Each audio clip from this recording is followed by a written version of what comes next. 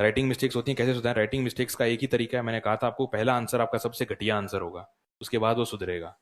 तो रोज लिखो, लगातार लिखो, टीचर से चेक करवाओ, वो आपकी मिस्टेक्स दूर होती जाएंगी।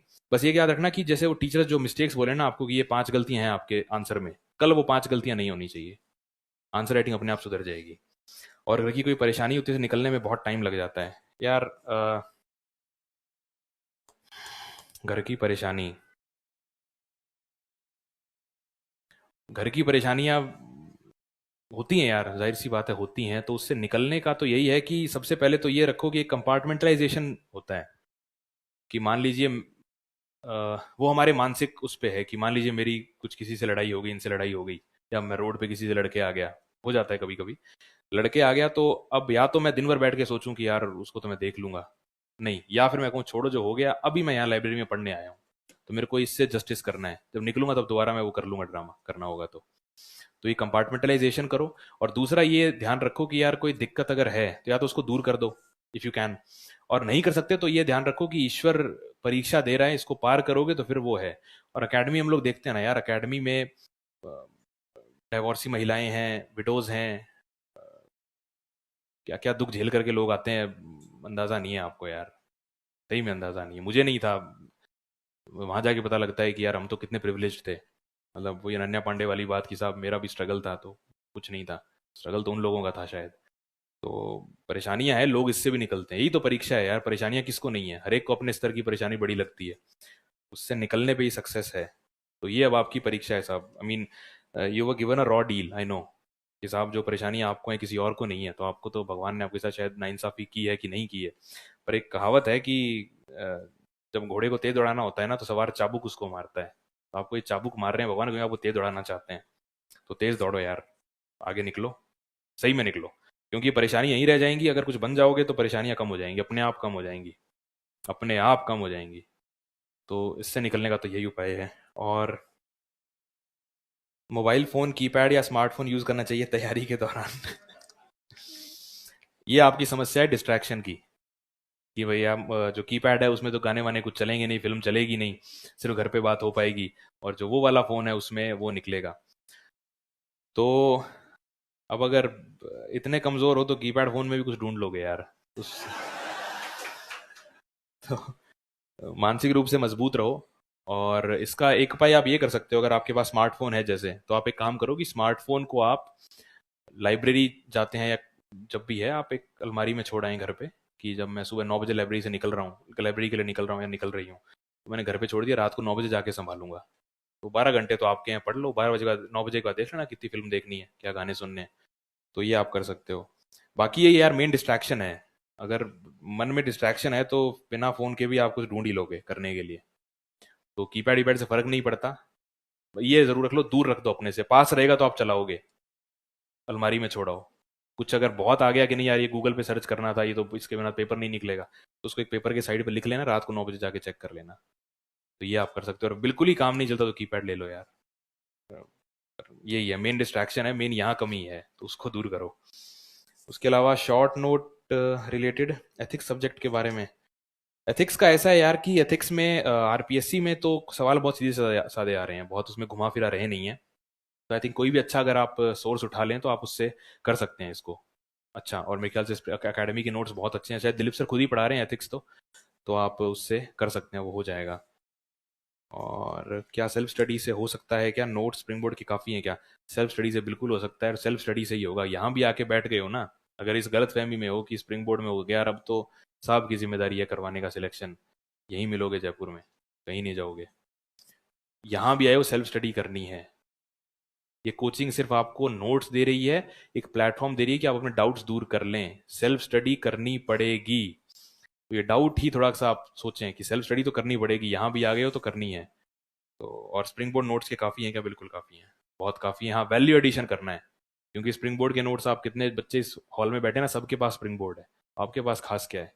वैल्यू एडिशन, उस पर काम करना। तो रैंक इम्प्रूवमेंट के लिए एक्स्ट्रा क्या सोर्सेज हैं? रैंक इंप्रूवमेंट का ये है कि आपके पास एक फ़ायदा ये है कि आपने एग्जाम क्लियर कर लिया है, क्लियर कर लिया है तो आपके दिमाग में चीज़ें क्लियर हैं, आपको वैल्यू एडिशन करना है बस, तो वैल्यू एडिशन कीजिए। प्लस जिस सब्जेक्ट में आपके मार्क्स कम रहे हो, चाहे वो हिंदी हो, चाहे एथिक्स हो, या जो भी है, उस पर काम करो। आजकल कॉपीज आरपीएससी देती है, तो उस कॉपीज़ में आप देख सकते हैं कि कहाँ कमी रही, तो उसको आप सुधार कर रैंक इम्प्रूव तो अपने आप हो जाएगी। और कोई बातें कुछ विशेष? बताओ बताओ, कोई भी डाउट हो पूछो यार, क्योंकि कई बार टीचर से अपन पूछ नहीं पाते। हाँ। हम्म। बताया था मैंने अभी कि आप आंसर लिखिए, टीचर से चेक करवाइए, और जो टीचर बोलेगी ये 5 गलतियां आपके आंसर में थी, वो कल नहीं होनी चाहिए, और डेली लिखना है। डेली। डेली लिखो, चाहे एक आंसर लिखो डेली, मत लिखो 100 आंसर, चाहे डेली एक लिख लो, पर वो गलती जो आज हुई वो कल नहीं होगी। आंसर राइटिंग तो ऐसे इंप्रूव होगी आप सोच नहीं सकते। और कोई बात? हाँ जी। डेली रूटीन, नए तैयारी वाले बच्चों को रहते हैं ऐसे डाउट्स। क्या डेली रूटीन ये है यार कि नंबर एक तो अपने स्वास्थ्य का ध्यान रखना है। तो उसके लिए क्या ज़रूरी है? खाना, टाइम पे सोना, अच्छी नींद लेना, और नहाना धोना, क्योंकि हेल्थ हाइजीन के हिसाब से तो वो ध्यान रखो, क्योंकि आपको स्वस्थ रहना है। दूसरा, आपको एग्ज़ाम निकालना है, तो उसके लिए क्या है? वो पर्ची। बस ये दो चीज़ें अगर आप कर रहे हो ना, तो आपका रूटीन इसके चारों ओर सेट करना है आपको। आपको पर्ची पूरी करनी है और आपको अपने स्वास्थ्य का ध्यान रखना है। बस यही है डेली रूटीन। 6 घंटे 7 घंटे। एग्ज़ाम के पास वो कम हो जाते हैं, क्योंकि एग्जाम पे दबाव आता है ना, तो हम 5 घंटे भी सोने लगते हैं। एग्जाम से 2 4 दिन पहले कोशिश करो कि थोड़ा लंबा सो लो, पर 6 घंटे तो सो कम से कम। हाँ, 6 घंटे काफ़ी है, क्योंकि इतना फिजिकल एक्टिविटी नहीं रहती है ना, तो 6 साढ़े 6 घंटे आप निकाल लो। पीछे पावर नैप्स ले लो 20 20 मिनट की, वो भी हेल्प करती है। हाँ जी, और कोई बातचीत ऐसी? हाँ जी। सब्जेक्ट को स्किप यार, देखो अब जुआ है। जुआ है, हाँ। आरएएस में ये है कि आरएएस मेरा फिक्स रहता है, आरएएस में कि इतना उसका वो है। तो अगर आपके पास समय कम है, समय है तो उसको पूरा ही करो, अगर समय कम है तो फिर उसको आप पूरा सब्जेक्ट सारे ही करो। और नहीं तो जुआ खेलना ही है तो फिर खेल लो, लग जाएगा तो लग जाएगा, पर कोशिश करो ना छोड़ना पड़े। ठीक है। सबको बोलो। हाँ जी। लाइब्रेरी की इंपॉर्टेंस ये है कि आपको पढ़ना है, आपका मेन टारगेट पढ़ना है। अब आपकी पढ़ाई अगर घर पे होती है, घर पे कर लो, पीजी में होती है पीजी में कर लो, लाइब्रेरी में होती है लाइब्रेरी में कर लो। मेन है पढ़ना, अब वो जहाँ होती है वहाँ कर लो। मेन पढ़ना है यार, लाइब्रेरी ज़रूरी नहीं है।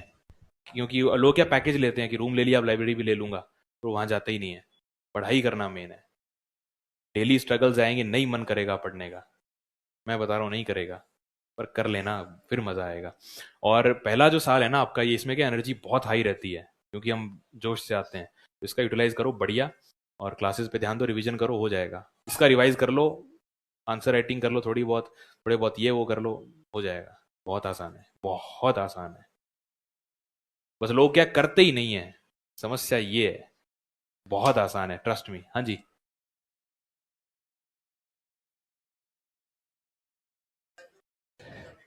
हाँ।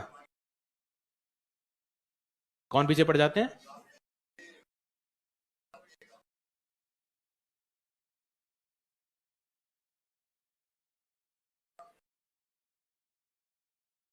देखो बताया था ना मैंने कि अगर कुछ आपके जैसे दोस्त रिश्तेदार बोलते हैं कुछ, तो जैसे अब पर्सनल एग्जांपल दे ही देता हूँ एक।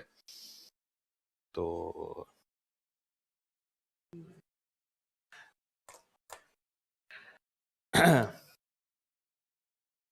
तो खैर मेरा एक रिश्तेदार था, उसका सिलेक्शन मुझसे पहले हो गया था। पहले हो गया था तो, और उसका इसमें हो गया था, मैं आईएएस वाला दे रहा था, तो मैंने इस पे ध्यान नहीं दिया वगैरह वगैरह, ये सब चीज़ें थी। तो एक कोई रिश्तेदार थे, वो आकर के बोले गए, अब वो तो इंटेलिजेंट है यार, उसका तो होना ही था। जो आग लगी थी ना मेरे शरीर में, वो कुछ नहीं बोला, मैं बस मुस्कुरा दिया। पर वो जो आग लगी थी ना, उस आग ने मुझे बहुत रात जगाया था, और मैं पढ़ा था जाग के। ये नहीं कि मैं गुस्से में ये वो, तो नींद आती थी तो मैं सोचता था मैं यार, तो ये तो मतलब बहुत लकी हो आप कि आपको तो फ्यूल लेके जा रहे हैं आगे जाने का। जब कभी गाड़ी रुकती दिखे ना, वो फ्यूल याद कर लें, डायरी में लिख लो, वो तो फ्यूल है, मतलब ट्रस्ट मी। हाँ जी, और कुछ? हो गया? तो बस लास्ट की बात यही है मुद्दे की यार, कि पढ़ो जम के। मेहनत है, बहुत मेहनत है, ये मैं कह रहा हूँ। अगर इस मुगालते में हो ना कि बहुत स्मूथ रास्ता है और हो जाएगा, खून के आंसू तो आएंगे, सबको आते हैं। मैं एक को नहीं जानता जिसको नहीं आए हों। मैं एक को नहीं जानता, ये मैं दावे से कहता हूँ। जितने टॉपर्स आते हैं ना, आपको यहाँ आके बताएं कि नहीं बताएं, एक टॉपर नहीं है ऐसा जिसने खून के आंसू ना रोए हो। क्यों? क्योंकि बलियां देनी पड़ती हैं, सेक्रीफाइस करने पड़ते हैं, बहुत चीजें छोड़नी पड़ती हैं, बहुत चीजें छोड़नी पड़ती हैं यार, मैं बताने बैठूंगा शाम हो जाएगी। बहुत चीजें छोड़नी पड़ती हैं, और बहुत परेशानियां भी हैं, क्योंकि पढ़ना थोड़ा सा वो है ही ना यार, कि साला ऐसा लगता है कि हूं तो मैं पागल, नहीं तो मैं पढ़ता तो नहीं इतना। तो ये सब चीजें हैं, पर ये है कि लास्ट में वर्थ इट है। और ये बस याद रखना कि यार ये आपके साथ नहीं हो रहा है, सबके साथ हो रहा है। जब हम ये सोचते हैं ना कि यार सभी के साथ है, फिर आप सोचते हो कि हाँ ठीक है यार, फिर तो नॉर्मल है। जब हम सोचे कि यार मेरे साथ ही है, तो फिर हम परेशान हो जाते हैं। सबके साथ है, ट्रस्ट मी, सबके साथ है। और कोई भी फील्ड हो, ऐसा नहीं है कि पढ़ाई के फील्ड में दिक्कतें आ रही हैं। स्पोर्ट्स है, स्पोर्ट्स में भी डिसिप्लिन चाहिए। आप कुछ ऊटपटांग खा नहीं सकते, सोना पड़ेगा तो 6 घंटे सोना है। अब हम लोग अकेडमी में पीटी करवाते हैं, मुझे पता है ना, सुबह 4:30 बजे उठ के जब दौड़ना पड़ता है, तो हम फिर। हाँ जी, हाँ जी, हाँ जी, पूछिए। हम्म। नहीं आ रहा है। हम्म। देखिए हम्म, देखिए, इंटरव्यू जो है वो पर्सनैलिटी टेस्ट है। ये चीज हर एग्जाम, जो सिविल सर्विस का है चाहे आरपीएससी का है, हमारा ज्ञान मेंस में चेक हो चुका है। इंटरव्यू में से हमारी पर्सनैलिटी देख रहे हैं कि ये व्यक्ति इस सेवा में आने के लायक है या नहीं है। बस वो इतना देख रहे हैं। मैं जानता हूँ एग्जाम्पल, अच्छे अच्छे लोग हैं जो नहीं आ रहा साहब, नहीं आ रहा, कोई बात नहीं। ब्लफ मत करो, वहां झूठ मत बोलो। क्योंकि आप ऐसे सोचो कि मान लीजिए आप ऑफिसर हैं, और आपसे कोई सीनियर ऑफिसर ने या मिनिस्टर ने कुछ सवाल पूछा, तो एक तो आप कह दें कि सॉरी सर, ये मुझे अभी ध्यान नहीं है, मैं रिकॉर्ड्स में देख के बता दूंगा। अच्छी बात है। अगर आप कहें कि हाँ नहीं सर, वो तो वहाँ ऐसा है, वहाँ वैसा है, वो ब्लफ है। ब्लफ समझ में आ जाता है उनको। तो ब्लफ नहीं करना है। नहीं आ रहा, बिल्कुल कॉन्फिडेंटली कहें सॉरी सर, नहीं आता है। क्यों? क्योंकि ज्ञान की परीक्षा नहीं है, ये आपकी पर्सनैलिटी का टेस्ट है। अगला सवाल तो आएगा, और जो सवाल नहीं आ रहा है उससे तो बाहर निकलो जितना जल्दी हो सके, उसमें उलझो ही मत। नहीं आता वो अपने आप बोलेंगे चाहता नहीं, वो अगले सवाल पे आ जाएंगे। अगला तो आता होगा। नहीं आ रहा कोई बात नहीं, तीसरा तो आता होगा, आंसर दो यार।